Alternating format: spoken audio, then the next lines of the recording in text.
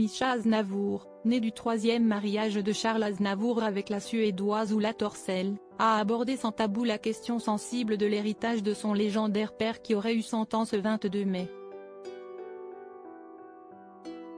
Siesti Lucky, avec sa sœur Katia, son frère Nicolas et leur demi-sœur Seda, co-gère l'héritage, un patrimoine de 145 millions d'euros.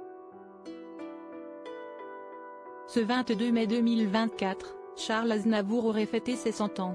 Un âge qu'il n'a pas franchi, mais cela ne l'a pas empêché de devenir une icône française.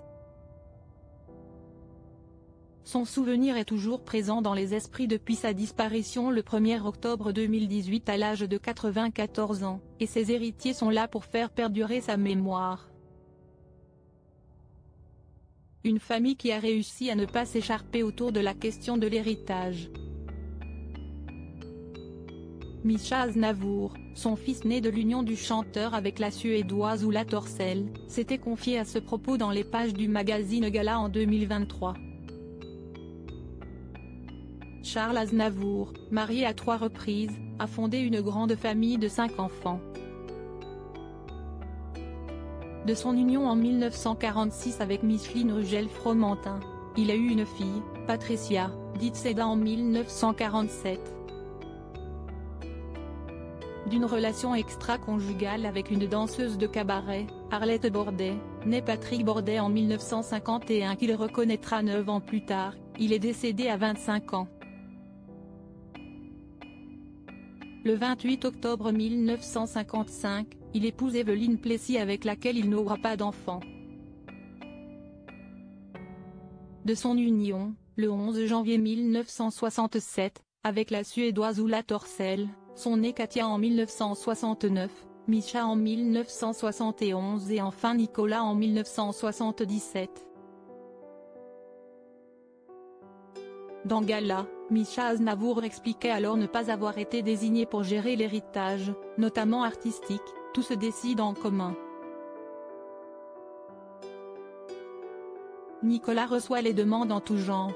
Moi, je fais pas mal de relations publiques, les interviews, parce que je suis le moins timide. Et Katia et son mari sont impliqués dans le projet de film sur mon père. Avec ma mère, j'ai rencontré Tahar Rahim, qui va l'incarner dans ce biopic, car il désirait en savoir plus sur lui. On échange sur ce qui est nécessaire et on travaille en bonne entente pour que les projets n'interfèrent pas les uns avec les autres.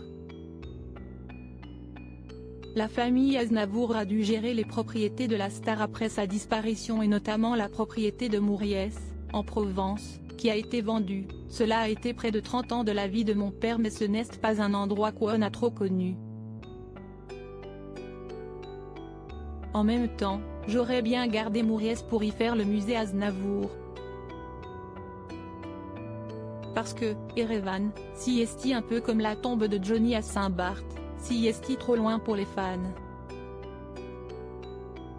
L'héritage de Charles Aznavour réglé sereinement, à la différence de Johnny Hallyday et Alain Delon. La différence entre sa famille et celle d'autres légendes, Johnny Hallyday et Alain Delon, à propos desquels l'encre coule beaucoup quand il s'agit d'héritage, réside peut-être dans le fait que les questions délicates ont été réglées en amont. Mon père avait tout organisé avant son départ. Il souhaitait qu'on n'ait aucun souci. Pour vous donner une idée, on avait une forêt à Montfort-l'Amaury, que j'adorais. Je voulais qu'il me la laisse mais il ne voulait rien entendre. Il disait, ce n'est pas constructible, je vais la vendre, tu ne vas pas savoir quoi en faire. Charles Aznavour avait une voix, certes, mais aussi beaucoup de flair.